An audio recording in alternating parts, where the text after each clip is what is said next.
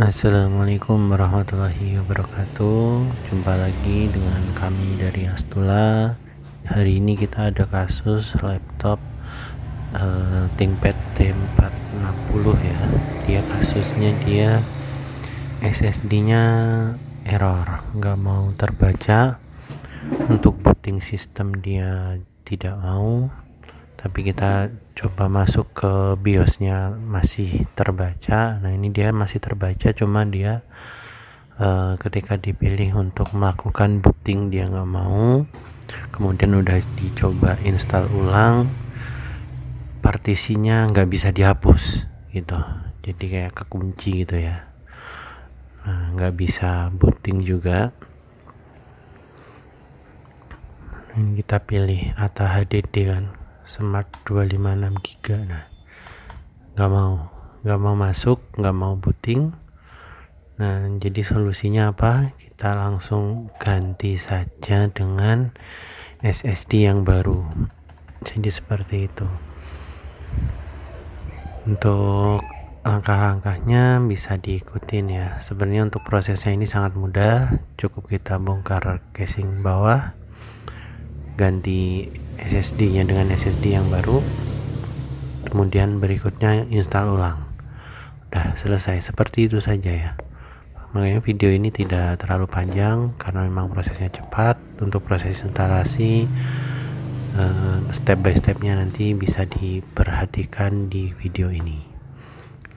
Nah, untuk pertama-tama jangan lupa selalu untuk melepas baterainya terlebih dahulu.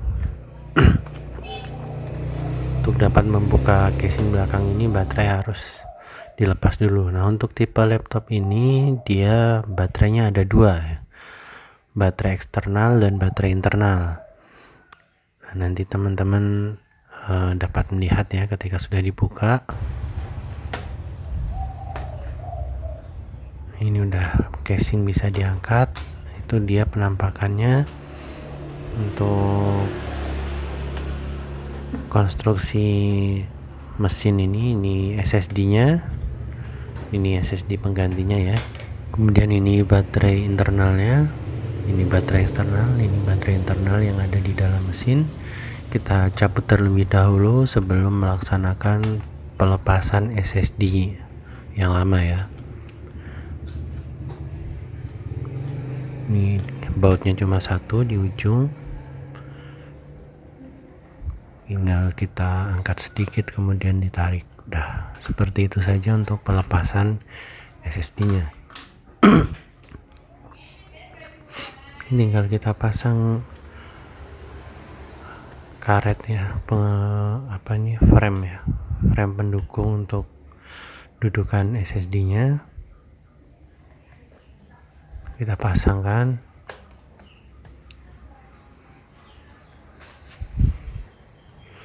Pasang kembali bautnya.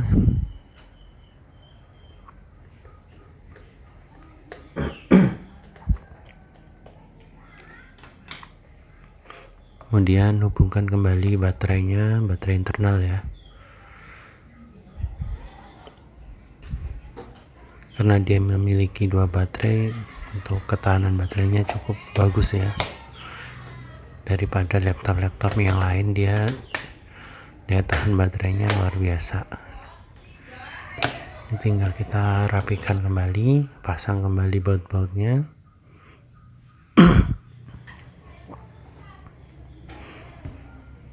Oke, kemudian langkah berikutnya adalah proses install ulang. Ini udah saya siapkan ya untuk OS-nya di flash disk.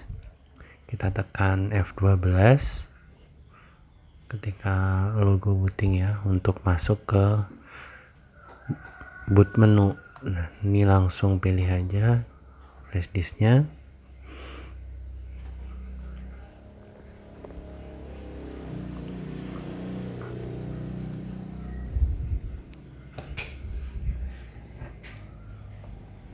Berikutnya tinggal mengikuti saja alur setting ketika install ulang pada umumnya ya. Jika teman-teman belum pernah install ulang, video ini silahkan disimak ya sampai selesai. kalau bagi teman-teman yang udah sering install ulang ya udah cukup paham lah, familiar. Ini timenya sesuaikan lokasi Indonesia, tinggal pilih install now.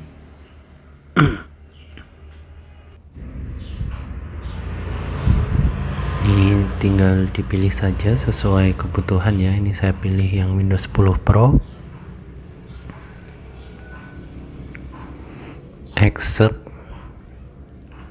custom, kemudian ini kita bagi partisinya jadi dua ya, satu untuk sistem, satunya untuk data penyimpanan. Nah, untuk jumlahnya ini saya bagi ke 128 GB ya. Untuk 100 inilah kan dia 256 jadi 117 atau 118 GB untuk sistem, sisanya untuk penyimpanan data gitu ya.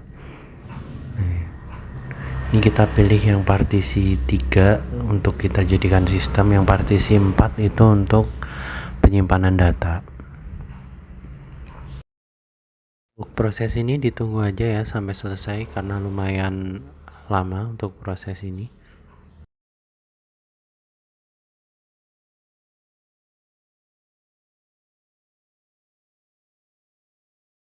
Ketika dia nanti reboot ya, nah ini posisi ini flash disk langsung dicabut ya supaya tidak booting lagi ke flash disknya.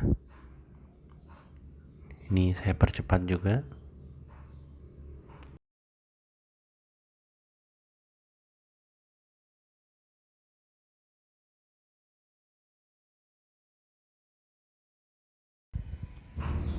Ini pilih regionnya sesuai negara teman-teman ya, Indonesia. Ini US saja, ini skip saja.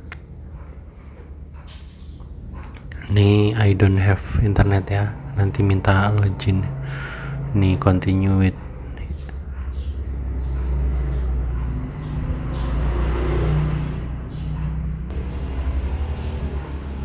Ini I don't have internet lagi. Kalau kita pilih login sama itu tadi, kita akan diminta untuk login ke akun Microsoft ya, akun Windows. Ini .outlook kalau biasanya sih gitu. Ini karena skip aja. Yang penting laptopnya bisa masuk ke menu terlebih dahulu. Untuk usernya nanti kalau mau login akun kan bebas. Nah ini sudah selesai ya proses install ulangnya. Laptop sudah bisa nyala ke menu. Kemudian berikutnya kita coba cek. Biasanya partisinya belum kebaca yang tadi kita sudah bagi ya. Biasanya hanya kebaca satu. Ya, ini baru local disk C ya. Local disk D nya belum terbaca. Kita munculkan terlebih dahulu disk management, kemudian ini kita pilih klik kanan change, ini add, langsung oke saja. Nah, ini local disk D nya sudah muncul ya. Coba kita ganti lewat sini. Untuk namanya nggak bisa ternyata ya. Ini kita coba properties, coba kita kasih nama untuk partisinya ya, my data. Minta di format terlebih dahulu, nggak bisa. Jadi di format terlebih dahulu ya partisinya, baru bisa kita ganti nama partisinya. Di format disk dulu, langsung kita berikan namanya di situ saja, sama saja ya, my data, start. Oke. Oh siap, udah selesai ya. Ini my datanya sudah muncul, dua partisinya. Jadi sekian saja, terima kasih.